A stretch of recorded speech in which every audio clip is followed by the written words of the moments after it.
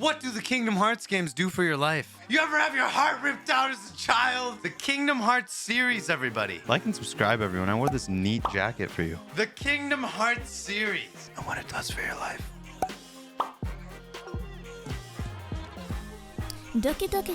When I was about 7 or 8 years old, I had my first experience with Kingdom Hearts, and oh my god, gee willikers, oh wow! The combat was so mediocre, and it had one of the worst water levels that has ever existed. What the fuck is this?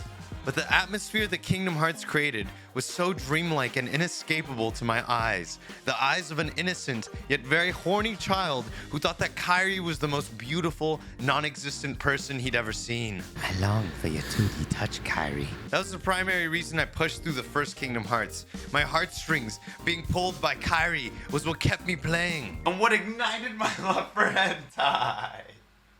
Seriously though, mad crush on my original waifu Kairi, and no offense to my forever waifu Rika Takanashi from Chunibyo, as well as mad crush on the Disney worlds that I traversed. Traversing these worlds made me feel like what I expect the settlers must have felt like when they looked at a map with blank spots on it and went, we're jumping on a boat and going that way into the middle of nowhere in hopes of murdering all the people inhabiting that land. Before anyone shits on me for comparing myself to settlers, first of all, I am in fact Mexican.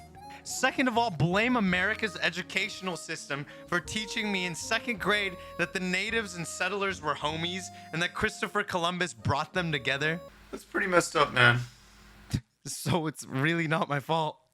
Except in the Kingdom Hearts version of looking at my blank map, instead of wanting to sail over and murder all the people living on those yet undiscovered lands, I wanted to fly over to these mysterious worlds and find out what each of them had to offer and how I could help. This wasn't only what the first Kingdom Hearts put down, but a precedent which it expounded for all of the subsequent Kingdom Hearts games to step forth. This offered an experience that felt like true discovery, which I've yet to really see in any other game besides Star Fox Adventures on GameCube. I know No Man's Sky is supposed to be similar to this, but I've never played every single game ever, okay? I'm not a failure, I just haven't played No Man's Sky. Well, you should have. I know. Well, the Kingdom Hearts series starts off with some of the most lackluster combat you'll have ever experienced. What were you doing, Kingdom Hearts 1? Who made you? It was Disney! It was Disney! They're monopolizing all of entertainment! What are you doing, Mickey? What are you doing here? It gets better with each and every game that's released. It goes from boring Keyblade mechanics to mediocre deck building combat to being able to swish swoosh through the air doing cool combos.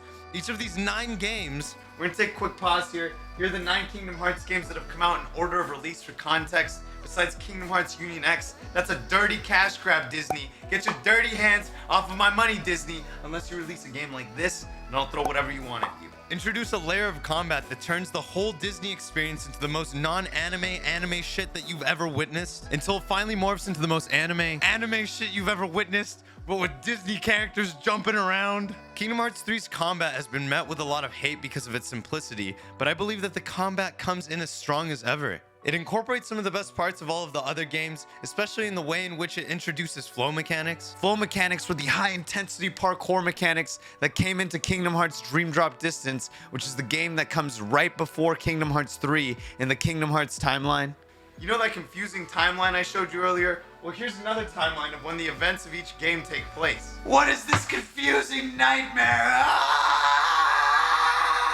In Kingdom Hearts 3, they bring back flow mechanics, but with the added ability to run on walls like the savage Disney anime character you are. Include class changes that were introduced in Kingdom Hearts 2.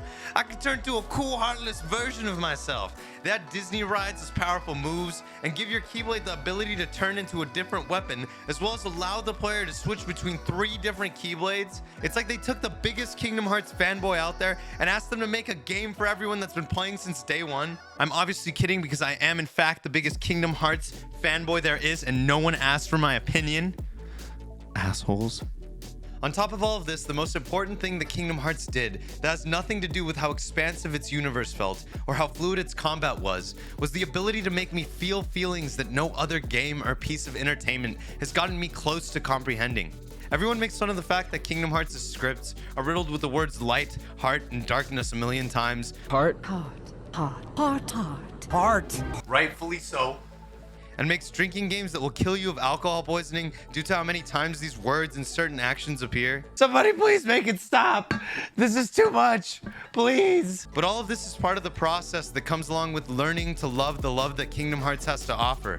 These words become ingrained in our souls, along with what the story has to offer. A fight or a way to find balance between light and darkness. And through experiencing that, every Kingdom Hearts player knows why they feel how they feel when they hear dearly beloved Reprise play over absolutely anything.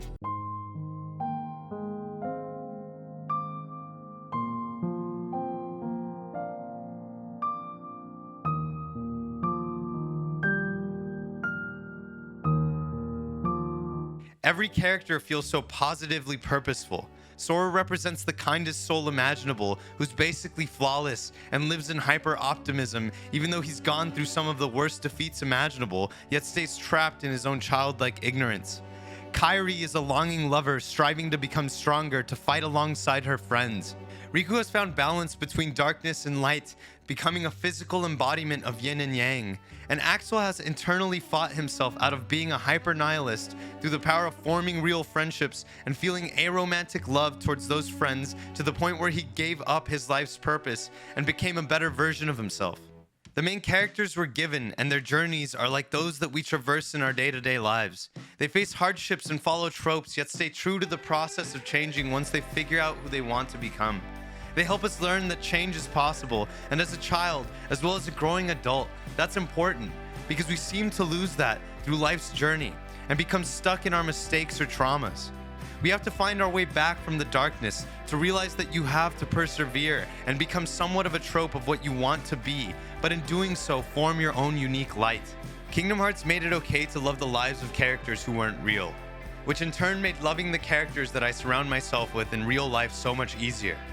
I love the universe I've traveled, the worlds I've seen, and the friends I've made along the way.